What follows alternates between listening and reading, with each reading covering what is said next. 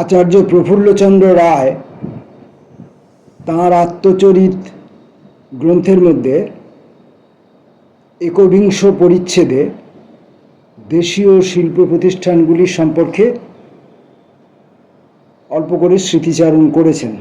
সেখানে তিনি Bengal chemical and pharmaceutical ওয়ার্কসের কথা বলার পাশাপাশি কলিকাতা পটারি ওয়ার্কস ও তার ইতিহাস সম্পর্কে বলেছেন। আমরা সেটা আগের দিন পড়েছি। আজকে আমরা পড়ব বেঙ্গল এনামেল ওয়ার্কস লিমিটেড। এই কোম্পানিটি সম্পর্কে তিনি কী লিখছেন, তাদের কাজকর্ম কেমন ছিল না ছিল ইত্যাদি বিষয়ে। বেঙ্গল এনামেল ওয়ার্কস লিমিটেড 1921 সালে নারকেলডাঙ্গায় একটা ছোট কারখানা লইয়া দি বেঙ্গল এনামেল ওয়ার্কস লিমিটেডের কাজ আরম্ভ হয়। এই শিল্প সম্বন্ধে যথেষ্ট জ্ঞান ও অভিজ্ঞতার অভাবে প্রথমে খুবই বাধাবিঘ্ন উপস্থিত হইয়াছিল। একজন বাঙালি ভদ্রলোককে প্রথমে কাজের ভার দিবার প্রস্তাব হয়। কোম্পানির প্রবর্তকেরা তাহার সঙ্গে এই শর্ত করিতে চাহিয়াছিলেন যে তাহাকে কয়েকজন বিজ্ঞানের গ্র্যাজুয়েট ভারতীয় যুবককে এই কাজে সুশিক্ষিত করিয়া তুলিতে হইবে, কেননা ইহার দ্বারা কাজের প্রসারের পক্ষে সুবিধা হইবে।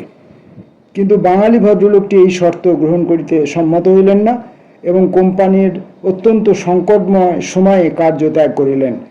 কোম্পানির কাজ বন্ধ হইবার উপক্রম হইল। কিন্তু সৌভাগ্যক্রমে কোম্পানির একজন ডিরেক্টর শ্রীযুত দ্বিজেন্দ্রনাথ ভট্টাচার্য, কলিকাতার কোনো কলেজে ইংরেজি সাহিত্যের অধ্যাপক, এই কার্যে সম্পূর্ণরূপে আত্মনিয়োগ করিলেন এবং সমস্ত বাধা বিঘ্ন অগ্রাহ্য করিয়া এনামেল শিল্প সম্বন্ধে নানারূপ পরীক্ষা করিতে লাগিলেন। এই উদ্দেশ্যে তিনি ইংল্যান্ড, জার্মানি ও আমেরিকা হইতে বহু গ্রন্থ আনাইয়াছিলেন। তাঁর অক্লান্ত পরিশ্রমের ফলে 1921 সালের নভেম্বর মাসে কাজ আরম্ভ করা সম্ভবপর হইল। কারখানায় তখন মাত্র ছোট একটি চুল্লি ছিল এবং গৃহস্থের ব্যবহার্য ছোটোখাটো বাসনপত্র, দরজার নম্বর প্লেট ইত্যাদি তৈরি হতো।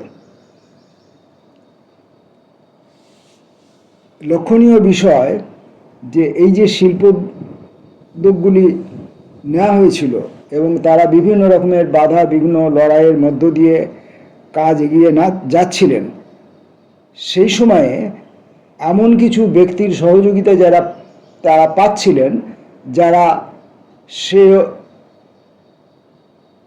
ব্যাপারে তারা কোনো ব্যবসায়ী নয়, তারা কোনো বিজ্ঞানী নয়, বিজ্ঞানের ছাত্র নন, তারা কোনো এই এবং ইত্যাদি বিষয়ের গবেষক নন। কেউ হয়তো ইতিহাসের উপরে পড়াশোনা করেছেন, কেউ হয়তো ইংরেজি সাহিত্য নিয়ে পড়াশোনা করেছেন। এমন লোকেরাও এই শিল্পোদ্যোগের সঙ্গে নিজেদেরকে জড়িত করেন, তারপরে তারা পড়াশোনা করেন এবং এই কোম্পানিগুলোকে উন্নত করবার জন্যে প্রাণপণ চেষ্টা করেন। এটা একটা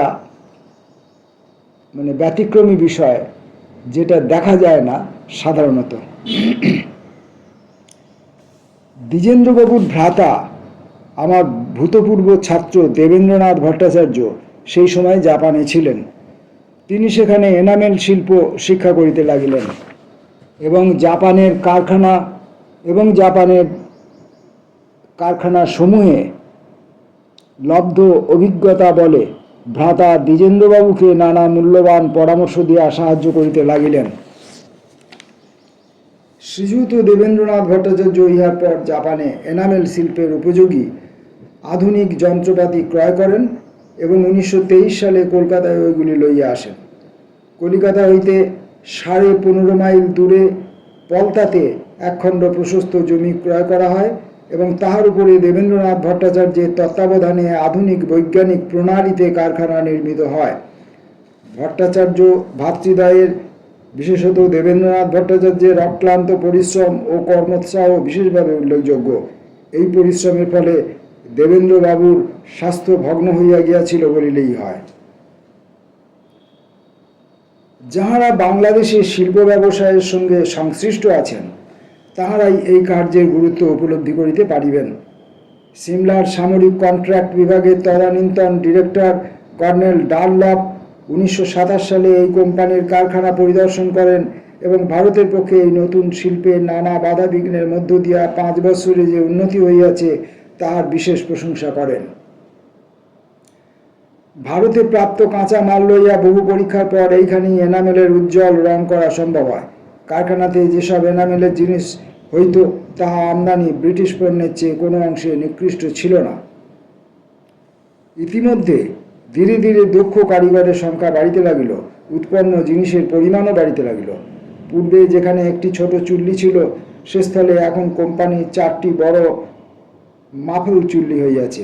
এনামেলের রং করিবার জন্য অনেকগুলি স্মেল্টিং চুল্লি স্থাপিত হইয়াছে। বাঙালি যুবকেরা যাহাতে এই এনামেল শিল্পের কাজ গ্রহণ করে এবং উহাতে লাগিয়া থাকে সে চেষ্টায় বহু বেগ পাইতে হইয়াছে। চুল্লিতে যে প্রচণ্ড তাপের মধ্যে কাজ করিতে হয় তা মধ্যবিত্ত বাঙালি ভদ্র যুবকেরা সহ্য করিতে পারে না এবং এই জন্য বহু যুবক কাজ করিতে আসিয়া কিছুদিন পরেই চলিয়া যায়। অবশেষে নোয়াখালীর কর্মঠ মুসলমান এবং পূর্ববঙ্গ হইতে তথাকথিত নিম্নবর্গের হিন্দুদের কাজে লইতে হয়। উহাদের মধ্যে উচ্চবর্ণীয় কয়েকজন অশিক্ষিত হিন্দু যুবকও কাজ করিতে থাকে। শিক্ষিত বাঙালি যুবকরা এই শ্রেণীর পরিশ্রমের কাজ করিতে প্রবল অনিচ্ছা প্রকাশই করিয়াছে এবং বিশ্ববিদ্যালয়ের কয়েকজন শিক্ষিত যুবককে এনামেল শিল্পের কাজ শিখাইবার চেষ্টা সম্পূর্ণ ব্যর্থ হইয়াছে। প্রত্যেক ক্ষেত্রে সেই একই দুঃখের কাহিনী, বাঙালি যুবকদের শিথিল প্রকৃতি এবং কঠোর পরিশ্রমে অনিচ্ছা। এখনও পরিশ্রমী দৃঢ়চিত্ত বাঙালি যুবকদিগকে এই শিল্পে প্রবৃত্ত করাইবার জন্য চেষ্টা চলিতেছে, কেননা অনেকেরই বিশ্বাস এই চেষ্টার সাফল্যের উপরেই এদেশের এনামেল শিল্পের ভবিষ্যৎ নির্ভর করিতেছে। এখানে বলা যাইতে পারে যে শিল্পপ্রধান ইংল্যান্ডেও এনামেল শিল্পের সংরক্ষণের জন্য শতকরা 25% শুল্কের ব্যবস্থা আছে। এদেশে এই শিশু শিল্পকে শক্তিশালী জার্মান ও জাপানি শিল্পের সঙ্গে প্রবল প্রতিযোগিতা করিতে হয়, অথচ কোনো প্রকার সরকারি বা ব্যাংকের সাহায্যই সে পায় না। অবশ্য টাটার লোহার কারখানা বা টিটাগড় কাগজের কল প্রভৃতির মতো বড় বড় ব্যবসায় শোরগোল করিয়া অতিরিক্ত সংরক্ষণ শুল্কের ব্যবস্থা করিয়া লইতে পারে, কিন্তু ক্ষুদ্র ক্ষুদ্র শিল্পগুলিকে বিদেশি প্রতিযোগিতা আর অত্যাচার নীরবে সহ্য করিয়া লুপ্ত হইতে হইবে। আমাদের মা বাপ সরকার এদেশের শিল্পোন্নতির জন্য কতদূর আগ্রহান্বিত ইহাই তাহার নিদর্শন। পরবর্তীতে আচার্য আরও একটি শিল্প বাণিজ্য সংস্থার কথা লিখেছেন, বাংলায় বাণিজ্য পথ, অতীত ও বর্তমান। এই বিষয় নিয়ে অনেকেরই বিশ্বাস যে বাঙালি বাণিজ্য প্রচেষ্টা এবং সমুদ্রযাত্রার প্রতি স্বভাবতই বিমুখ, কিন্তু ঐতিহাসিক প্রমাণিতে দেখা যায় এককালে বাঙালিরা দেশের অন্তর্বাণিজ্য ও বহির্বাণিজ্যে প্রধান অংশ গ্রহণ করিয়াছিল। বাঙালিরা যে এককালে সমুদ্রযাত্রা এবং বাণিজ্য প্রসিদ্ধি লাভ করিয়াছিল তার প্রমাণ তাহাদের সাহিত্যে লিপিবদ্ধ আছে। চণ্ডীমঙ্গল, মনসামঙ্গল সাহিত্য বাংলাদেশে সমধিক জনপ্রিয়। ওইসব সাহিত্যে ধনপতি, শ্রীমন্ত, চাঁদ সদাগর প্রভৃতির বাণিজ্য বাপ দেশে সমুদ্রযাত্রার বিবরণ আছে। 399 থেকে 414 খ্রিস্টাব্দে চৈনিক পর্যটক ফা হিউয়েন তাম্রলিপ্তকে বাংলার প্রধান সমুদ্র বন্দর রূপে দেখিতে পান। ভারত ভ্রমণ করিয়া স্বদেশে ফিরিবার সময় তিনি এই তাম্রলিপ্ত বন্দর হইতে জাহাজে যাত্রা করিয়াছিলেন। মিস্টার ওকাকুরা বলেন, মুসলমান বিজয়ের সময় পর্যন্ত বাংলার উপকূলের সাহসী নাবিকগণ সিংহল, জাভা, সুমাত্রা প্রভৃতি স্থানে উপনিবেশ স্থাপন এবং চীন ও ভারতের মধ্যে বাণিজ্য সম্বন্ধ গড়িয়া তুলিতেছিল। বাংলার 12 ভূঁইয়াদের সময়ে এবং ঢাকার মোগল রাজ প্রতিনিধিদের আমলে শ্রীপুর, বাকলা বা চন্দ্রদ্বীপ হিন্দুদের প্রধান নৌবন্দর ও বাণিজ্য কেন্দ্র ছিল। এই দুই স্থান বর্তমান বাখরগঞ্জ এবং চণ্ডীগড়ের সাগরদ্বীপ দক্ষিণ পশ্চিমে অবস্থিত ছিল। শ্রীপুরের অধিপতি কেদার রায় নৌশক্তিতে খুব প্রবল ছিলেন এবং আরাকানের রাজা 150 খানি রণতরী সহ যখন সন্দ্বীপ আক্রমণ করেন তখন কেদার রায় নৌযুদ্ধে তাহাকে পরাস্ত করেন। রামচন্দ্র রায় এবং তাহার পুত্র কীর্তিনারায়ণের নেতৃত্বে বাকলা আরেকটি প্রধান নৌকেন্দ্র হইয়া ওঠে। কীর্তিনারায়ণ ফিরিঙ্গিদিগকে মেঘনা নদীর মোহনার সন্নিকটস্থ উপনিবেশ হইতে বিতাড়িত করিয়া ওই স্থান দখল করেন। তৎকালে হিন্দুদের নৌশক্তির সর্বপ্রধান কেন্দ্র স্থাপিত হইয়াছিল চণ্ডিকানে। বিখ্যাত যশোরাধিপতি প্রতাপাদিত্য এবং তাহার পুত্র উদয়াদিত্য এই নৌকেন্দ্র স্থাপিত করেন। মুসলমান শাসকদেরও শক্তিশালী নৌবাহিনী ছিল। মির জুমলা একটি বৃহৎ নৌবহর লইয়া আসাম অভিযান করেন। 1664 সালে শায়েস্তা খাঁ বাংলার সুবেদার হন। তাহার রাজধানী ছিল ঢাকায়। মগদিগকে দমন করিবার জন্য তিনি একটি নৌবাহিনী গঠন করেন। উহাতে 300টি রণতরী ছিল এবং ওই সমস্ত রণতরী হুগলি, বালেশ্বর, মুরাং, চিলমারি, যশোর এবং কালীবাড়িতে নির্মিত হইয়াছিল। ইস্ট ইন্ডিয়া কোম্পানির প্রথম আমলেও তাহারা বাংলার পোত শিল্প গঠনে সহায়তা করেন। এই বিষয়ে তাহারা বলিতে গেলে ঢাকায় মোগল রাজপ্রতিনিধিদের দৃষ্টান্তই অনুসরণ করিয়াছিলেন। 1781 থেকে 1800 খ্রিস্টাব্দ পর্যন্ত মোট 17,020 টনের 385খানি জাহাজ হুগলি নদীর বন্দরেই নির্মিত হইয়াছিল। 1801 থেকে 1821 খ্রিস্টাব্দ পর্যন্ত হুগলি বন্দরে মোট 1,05,693 টনের 237খানি জাহাজ নির্মিত হয়। ভারতের বড়লাট লর্ড ওয়েলেসলি 1800 খ্রিস্টাব্দে এইরূপ মন্তব্য প্রকাশ করেন যে পোত শিল্পের কেন্দ্ররূপে ভবিষ্যতে কলিকাতা শহর গড়িয়া উঠিবে এরূপ সম্ভাবনা আছে। তাহার মন্তব্য নিম্নে উদ্ধৃত হইল।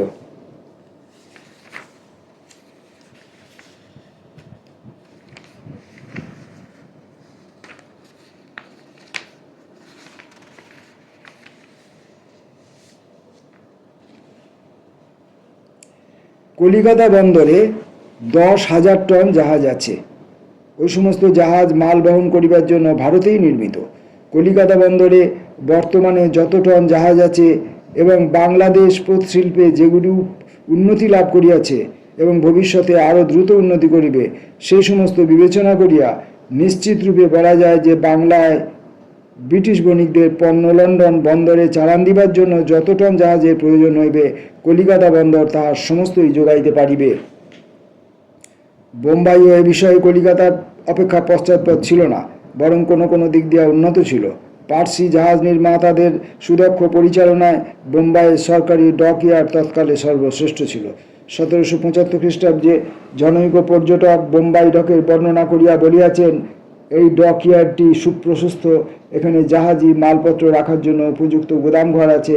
এখানকার ড্রাই ডক এমন প্রশস্ত এবং সুবিধাজনক স্থানে অবস্থিত যে ইউরোপে তাহার তুলনা মিলে না। কিন্তু কলিকাতা বন্দরের শ্রীবৃদ্ধি সম্বন্ধে লর্ড ওয়েলেসলি ভবিষ্যৎবাণী সফল হইল না। লন্ডন বন্দরে যখন ভারতের নির্মিত জাহাজ ভারতীয় পণ্য বহন করিয়া উপস্থিত হইল, সেখানকার একছত্রী ব্যবসায়ীদের মধ্যে তখন একটা হুলস্থুল পড়িয়া গেল। টেমস নদীতে যদি কোনো শত্রুপক্ষের জাহাজ উপস্থিত হইত, তাহা হইলেও বোধহয় এত চাঞ্চল্য হইত না। লন্ডন বন্দরে জাহাজ নির্মাতারা আতঙ্ক সূচক চিৎকার শুরু করিয়া দিল। তাহারা প্রচার করিতে লাগিল যে তাহাদের ব্যবসায় ধ্বংস করিবার উপক্রম এবং লন্ডনের যত জাহাজ ব্যবসায়ীদের পরিবারবর্গ নাক হইয়া মরিবে। টেইলরের হিস্ট্রি অফ ইন্ডিয়া। লর্ড ওয়েলেসলির অভিপ্রায় ছিল যে ভারতীয় জাহাজ পণ্য বহন করিয়া ইংল্যান্ডের বন্দরে প্রবেশ করিতে পারিবে এবং এইরূপে ব্রিটিশ জাহাজগুলির সঙ্গে সমানাধিকারে বাণিজ্য করিতে পারিবে। কিন্তু ভারতীয় জাহাজ শিল্পকে উৎসাহ দেওয়ার এই উদার ও সঙ্গত নীতি ব্রিটিশ ব্যবসায়ীদের চিৎকারে রহিত হইল। বোর্ড অব ডিরেক্টর এবং কোম্পানির মালিকগণ বড়লাটের এই উদার নীতির তীব্র নিন্দা করিয়া কড়া প্রস্তাব গ্রহণ করিলেন। বর্তমান সময়েও আমরা দেখিতেছি, যখনই বাংলা কিংবা বোম্বাইয়ে স্বদেশী স্টিমার লাইন চালাইবার চেষ্টা হইতেছে, তখনই একাধিপত্য ভোগকারী শক্তিশালী ব্রিটিশ কোম্পানিগুলি প্রাণপণে এইসব স্বদেশী ব্যবসায়ীকে প্রারম্ভিক গলা টিপিয়া মারিতে চেষ্টা করিতেছে। কলিকাতার east Bengal river steamer service লিমিটেডের প্রতিনিধিরূপে ভারতীয় পোত শিল্প কমিটির সম্মুখে শ্রীযুত যোগেন্দ্রনাথ রায় যে সাক্ষ্য প্রদান করেন, আমার কথার প্রমাণস্বরূপ তাহা হইতে কিয়দংশ উদ্ধৃত করিতেছি। মূলধনের অভাব অথবা দক্ষ পরিচালনার অভাবে এই কোম্পানির উন্নতি ব্যাহত হয় না। ইউরোপীয় ব্যবসায়ীরা সকলে মিলিয়া একজোট হইয়া অবৈধভাবে এই ভারতীয় ব্যবসাকে ধ্বংস করিতে চেষ্টা করিয়াছিল বলিয়া ইহার অবস্থা শোচনীয় হইয়াছে। যখন এই কোম্পানির প্রথম কাজ শুরু করেন তখন অধিকাংশ পাটের কল এই কোম্পানির জাহাজে আনিত মাল লইত এবং মালের চালানি কাগজের অগ্রিম টাকাও দিত। কিন্তু কয়েক বছর পরে ইউরোপীয় কোম্পানিগুলি দেখিল যে এই ভারতীয় কোম্পানি জাহাজের সংখ্যা বাড়াইতেছে ও ভালো ব্যবসা করিতেছে এবং তাহার দৃষ্টান্তে আরও নতুন নতুন ভারতীয় কোম্পানি গঠিত হইতেছে। তখন তাহারা পাটের কলের মালিকদের সঙ্গে এইরূপ চুক্তি করিল যে ভারতীয় কোম্পানির জাহাজে আনিত মাল তাহারা গ্রহণ করিতে পারিবে না।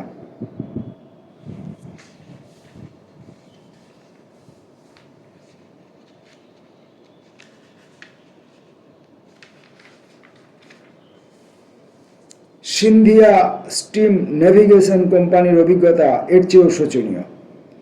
এই কোম্পানির উপকূল বাণিজ্যের জন্য অনেকগুলি জাহাজ আছে।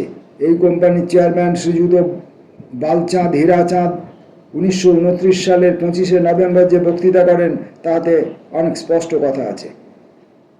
এই কোম্পানির জাহাজগুলি যে পথে চলাচল করে সেখানে বিদেশি কোম্পানিগুলি প্রয়োজনের অতিরিক্ত বহু জাহাজ চালাইয়া থাকে।